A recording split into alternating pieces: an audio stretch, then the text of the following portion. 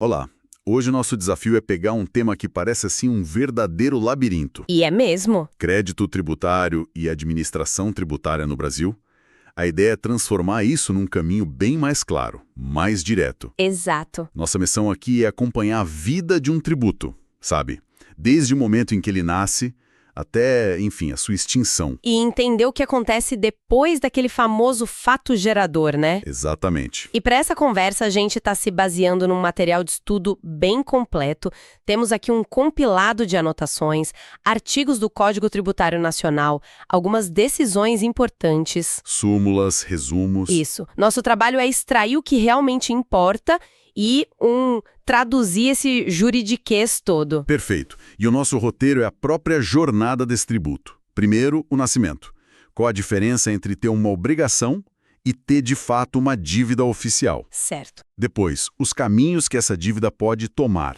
Como ela pode ser pausada, extinta ou até, quem sabe, evitada. E a corrida contra o tempo. Ah, essa parte é ótima. Vamos finalmente entender a diferença entre decadência e prescrição. E, por fim, o fisco em ação, poderes, limites e as famosas certidões. Vamos começar? Ok, vamos direto ao ponto então. Eu vendo um produto, sou dono de um imóvel. Nesse exato momento, eu já devo para o governo? Quando é que esse dever de pagar imposto vira uma dívida oficial que pode ser cobrada? Essa é a pergunta de ouro. E a distinção é fundamental.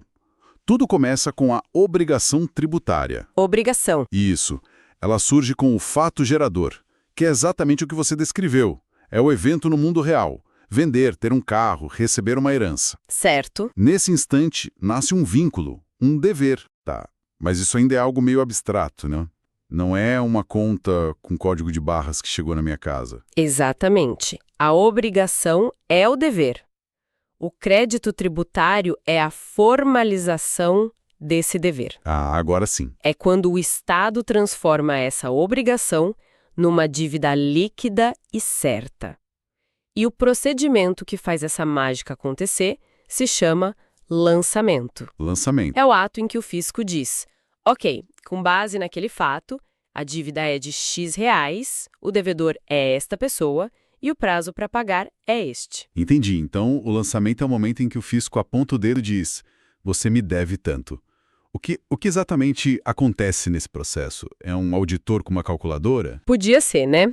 Hoje em dia é mais um sistema de computador, mas a lógica é a mesma. Está lá no artigo 142 do Código Tributário. Ok. Basicamente, a autoridade fiscal precisa fazer 5 coisas.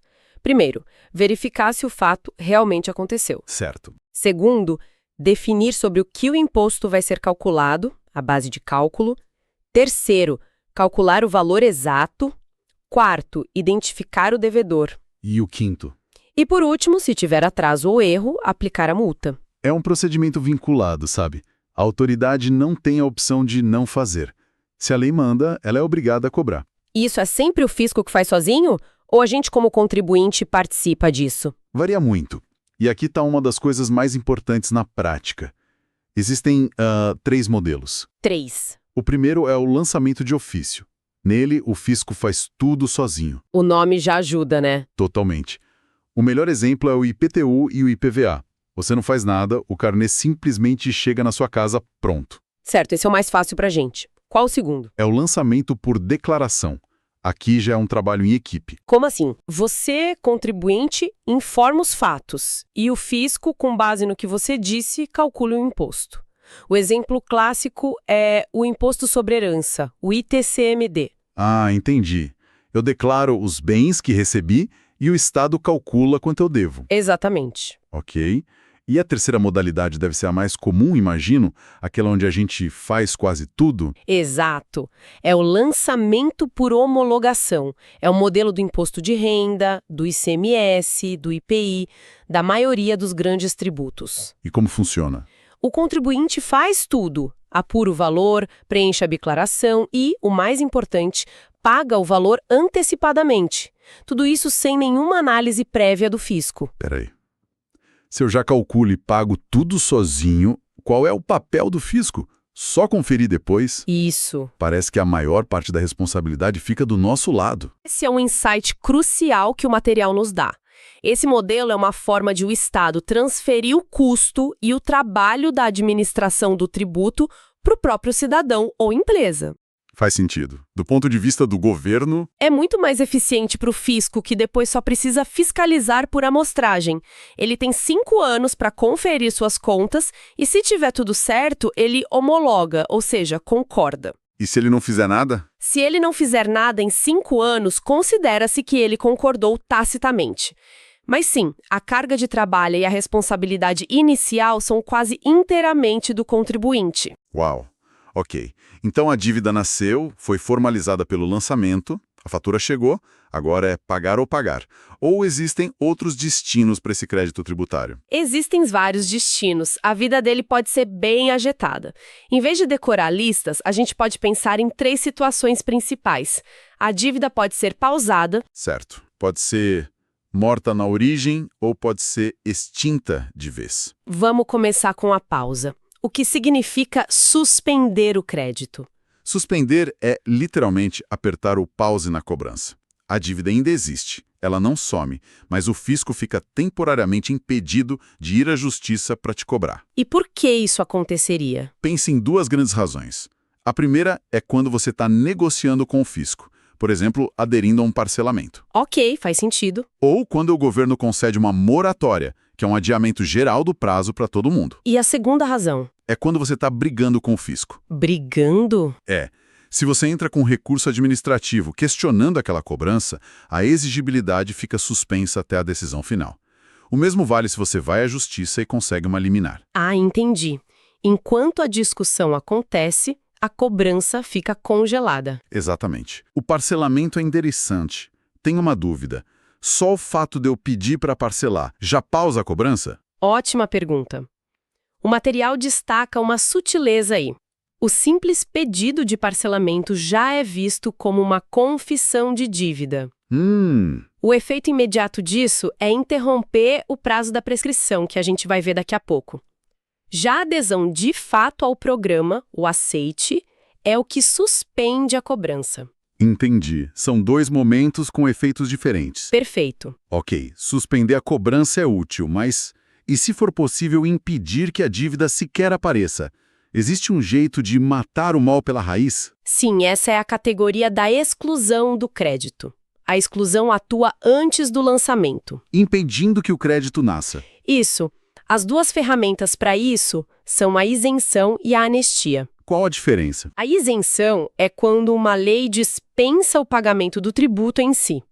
Pensa na isenção de imposto de renda para portadores de certas doenças, por exemplo. Certo. O principal. Isso. Já a anistia perdoa a multa por uma infração que você cometeu. A diferença-chave é essa. Isenção é sobre o tributo, anistia é sobre a penalidade. Certo. E por fim, o fim da linha, a extinção. Aqui a dívida morre de vez, correto? Exato. Aqui a obrigação acaba. A forma mais óbvia, claro, é o pagamento. Sim. Mas há outras. A compensação, por exemplo.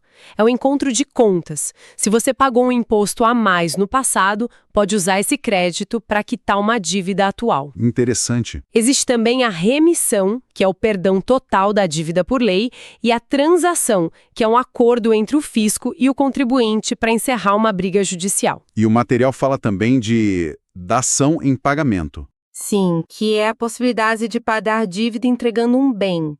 A regra geral do Código Tributário fala em bens imóveis. Mas tem um detalhe aí, né? Tem.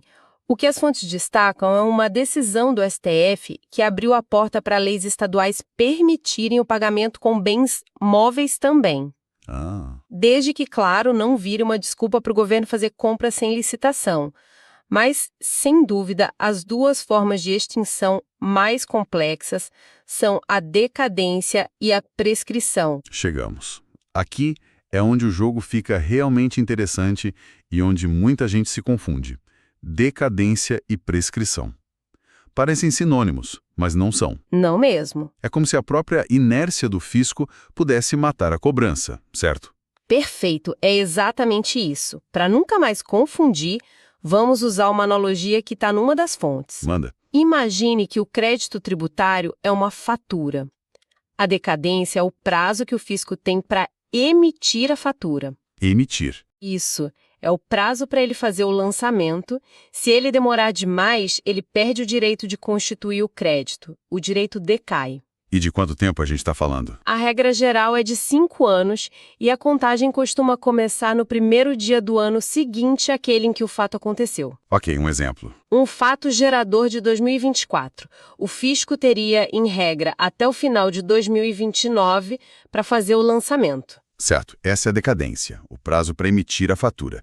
E a prescrição? A prescrição é o prazo que o fisco tem para cobrar judicialmente uma fatura já emitida. Ah, Ou seja, o lançamento já foi feito, a dívida existe oficialmente e agora o relógio começa a correr de novo. O fisco tem mais 5 anos para entrar com a ação de execução fiscal. e se ele perder esse prazo? Se perder esse prazo, ele não pode mais cobrar na justiça. O direito de ação prescreve. A analogia da fatura é ótima. Decadência é para emitir, prescrição é para cobrar na justiça. Mas e naquela situação do lançamento por homologação, onde eu mesmo emito a fatura ao declarar o que devo? Você pegou o ponto nevrálgico da questão. E aí? E o material é muito claro sobre isso. Quando você preenche sua declaração de imposto de renda, por exemplo, e informa que deve um valor, mesmo que não pague, o crédito já está constituído. Eu mesmo fiz o lançamento. Naquele momento você fez o lançamento. Portanto, não se fala mais em prazo de decadência para o fisco. O que começa a contar, então? O que começa a contar a partir da entrega da declaração ou do vencimento é o prazo de 5 anos da prescrição. O fisco já tem a fatura em mãos, emitida por você. O relógio para cobrança judicial já está correndo. Entendido. Agora vamos virar a mesa. Já vimos a vida do crédito do ponto de vista do contribuinte. Quais são as ferramentas e as regras do jogo para a administração tributária, para o fisco? O fisco tem poderes amplos, mas, claro, não ilimitados.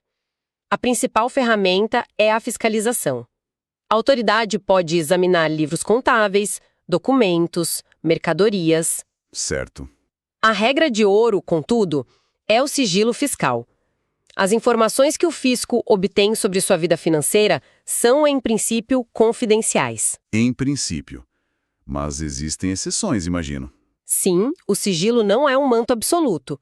Ele pode ser quebrado por ordem judicial, claro, mas mesmo na esfera administrativa, as informações podem ser compartilhadas. Em que casos? Por exemplo, como o Ministério Público para investigações criminais, ou para dar transparência a grandes benefícios fiscais concedidos a empresas. A ideia é que o sigilo não pode servir de escudo para a prática de crime, sabe? Faz todo sentido. E quando a fiscalização termina e se confirma que uma dívida não foi paga no prazo, o que acontece? O crédito é inscrito em dívida ativa. O SPC Serasa do governo. É uma boa analogia. A partir daí, é emitida a CDA, a Certidão de Dívida Ativa. E essa CDA é um documento muito poderoso. Por quê? Porque ela tem o que a lei chama de presunção de certeza e liquidez. O que isso significa na prática? Que o que está escrito ali é verdade absoluta. Não, mas quase. Significa que, num processo judicial, o fisco não precisa provar de novo que a dívida existe. A CDA já serve como prova. Mas eu posso contestar? Pode e deve. A presunção é relativa. Você pode apresentar provas para derrubá-la. Mas o ônus da prova se inverte. Cabe a você provar que o fisco está errado. Entendi. Um detalhe interessante.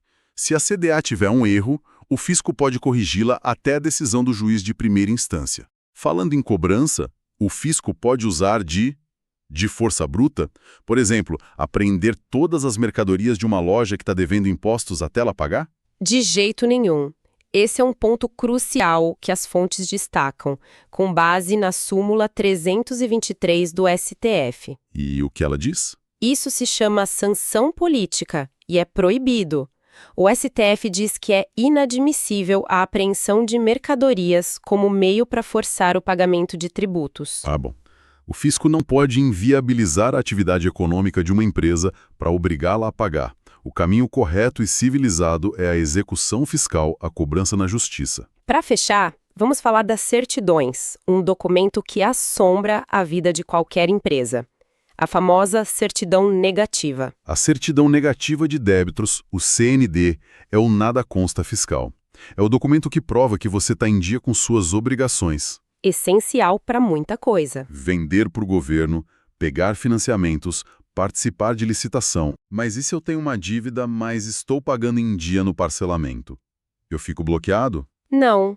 E para isso existe uma figura genial, a certidão positiva com efeitos de negativa. O nome já diz tudo. Exato. A certidão é positiva porque, sim, você tem débitos, mas ela tem os mesmos efeitos da negativa. Ela é emitida justamente nesses casos. No parcelamento, por exemplo. Isso, quando a dívida existe, mas a cobrança está suspensa, como no parcelamento, ou quando ela já está garantida por uma penhora num processo. Na prática, é o fisco dizendo, olha, ele deve, mas a situação está sob controle. Pode liberar. Que jornada! Então, recapitulando, tudo começa com um fato no mundo real que gera uma obrigação. O fisco formaliza isso no lançamento, criando crédito à dívida oficial. Essa dívida tem uma vida própria, pode ser pausada, perdoada. Extinta. E o fisco tem um tempo limitado para agir, correndo contra os relógios da decadência e da prescrição. É uma excelente síntese do ciclo. Cada etapa com suas regras, criando um sistema bem complexo, onde o tempo e a ação, ou a falta dela, definem o destino da dívida. E depois de mergulhar em todo esse material, qual é a reflexão, a pergunta que fica no ar? A reflexão principal, especialmente ao ver a força do lançamento por homologação, é sobre a transferência de responsabilidade. O sistema cada vez mais confia no contribuinte para fazer o trabalho que antes era do Estado. Isso coloca um poder e um fardo enormes nas mãos de cidadãos e empresas. Certo. A pergunta que fica é, até que ponto essa complexidade toda serve de fato para garantir uma arrecadação justa e a partir de que ponto ela se torna uma barreira, um labirinto que dificulta a vida de quem só quer andar na linha e cumprir suas obrigações?